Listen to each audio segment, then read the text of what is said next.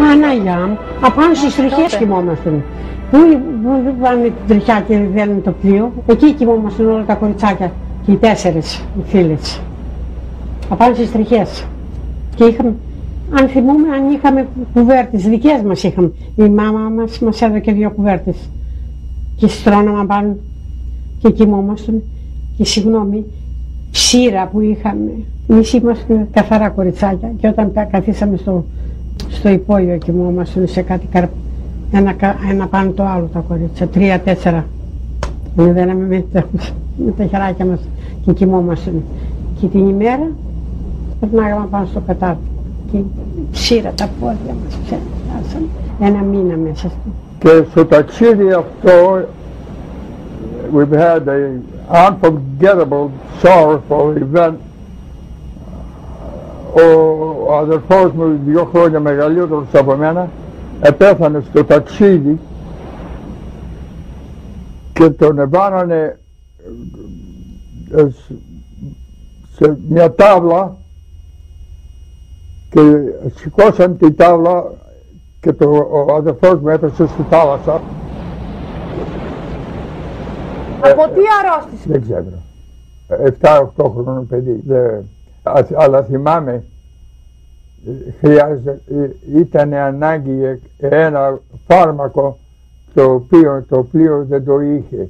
Εάν το είχε δεν το έδινε για τους φτωχούς που ήμασταν κάτω. Στο λιμάνι της Νέας Υόρκης μας έβαλαν στην καραντίνα για 1 μέρα και μετά μας πήγαν στο Ellis Island. Εκεί μας αραδιάσανε σαν τα πρόβατα για να μας εξετάσουν. Κι όλοι τρέμαμε μήπως δεν μας βρουν απολύτως υγιείς και μας γυρίσουν πίσω. Ο πατέρας μου αποκαλούσε το Ellis Island νησί των δακρύων, νησί του φόβου. Όταν πήγαμε το παλιαράκι για το Ellis Island, 2 κορίτσια μεγαλύτερά μου είπαν: ίσως σε στείλουν πίσω στην πατρίδα σου γιατί είσαι ανήλικη και δεν έχεις κανέναν να σε συνοδεύει.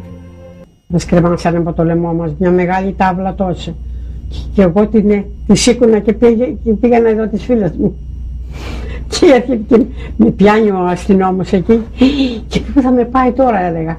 Με πήγε πάλι στον αριθμό των δικών μου και έλεγε πού θα πάμε, στο θείο. Θα έρθει της μητέρας μας αδερφός να μας πάρει. Ήταν χειρότερο από το χωριό. Δεν μας δίνανε προσοχή καθόλου. Απάνω στις καρέκλες σας είπα, 3 βραδιές κοιμηθήκαμε. Το φέραμε.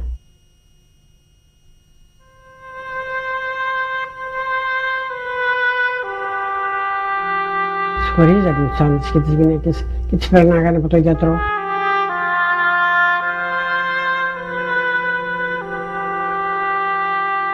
Και όταν οι γυναίκες πήγαιναν εκεί που πρέπει να πάνε, θα έχουν άλλο δωμάτιο και οι άντρες αλλού και εμείς που μέναμε πίσω εκεί που ήμασταν, που καθόμασταν. The Immigration Service had a really strict processing system. It was very quick too. First, the medical check. They quickly examined people for diseases, contagious diseases and ordinary illnesses, physical deformity, mental deficiency, signs of retardation and stupidity and insanity, and look for scabs from the disease called trachoma, a highly contagious disease typical of Greeks, Egyptians, Spaniards, Italians, and so forth. So looking for trachoma was one thing that would keep you out of the country. Ο πατέρας είχε τριχώματα στα μάτια του. Αν γυρίζανε τον πατέρα πίσω έπρεπε να πάμε κι εμείς. Να πάμε πάλι στο χωριό, να γυρίσουμε πίσω. Και κλαίγαμε και στενοχωριόμαστε αν ο πατέρας δεν γίνει καλά. Για να πάμε να το γιδούμε δεν μπορήκαμε. Όχι. Μας μιλούσαν ότι αδύνατο, δεν μπορείτε να πάτε να τον γιδείτε. They didn't know yet what was wrong, but they had you in the line and they saw, there's something wrong here. He can't breathe properly, looks like he's deformed, he looks hunchbacked, something. So they would put a mark. And the mark might be an H for heart, L for lameness, K for hernia, X for mental sickness. These were just codes, and this meant when they wrote on your coat with a chalk that letter, you were then to be taken out of the line and taken to a medical office where you were examined thoroughly by a physician. Παραπάνω και ο ντόπιος έπαιρνε τη καλύτερη δουλειά, την πιο καθαρή δουλειά. Ο Έλληνας έπαιρνε εκείνα που δεν θέλανε οι ντόπιοι, τα έπαιρνε ο Έλληνας. Εκεί τα χρόνια, τα παλιά, όταν ποτέ ήρθαμε, εμάς τους Έλληνες μας μεταχειριζόντανε όπως εμείς σήμερα μεταχειρίζουμε τους μάγους. In the South and in the West, if there was a law against that restricted blacks, it also applied to Greeks. So when you went to the movie house, the bottom floor, the good seats were for the white people, and the seats upstairs were for the others. And we were among the others. There's even a newspaper headline in one of these newspapers that says, "White woman seen with Greek." This was a headline.